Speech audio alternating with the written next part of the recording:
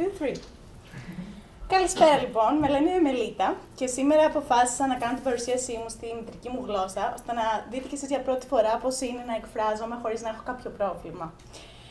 Πραγματικά έρχομαι από την Ελλάδα και αυτή τη φορά θα μιλήσω μέσα από την καρδιά μου και θα μοιραστώ το μεγαλύτερό μου πάθος αλλά και το μεγαλύτερό μου φόβο.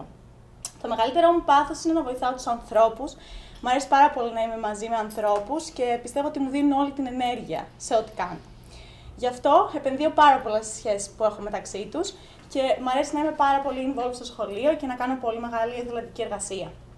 Απ' την άλλη μεριά, όπως συζητήσαμε και χθες, το team τόσο people oriented σημαίνει ότι ενδιαφέρομαι στο τι λένε οι άλλοι για μένα και αυτό σημαίνει ότι πολλές φορές δεν παίρνω μερικά ρίσκα.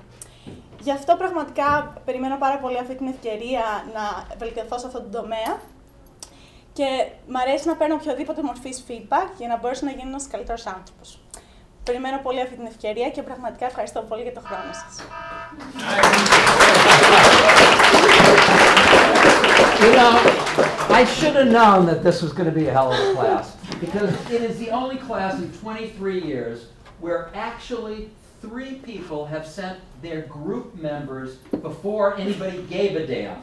So 3 groups have already been formed of the 9 that ultimately will be done. And you guys are way ahead of expectations. You gotta go to the other one. That one doesn't work. Okay. Oh. That was outstanding. Wasn't that outstanding? I'm going home. Yeah.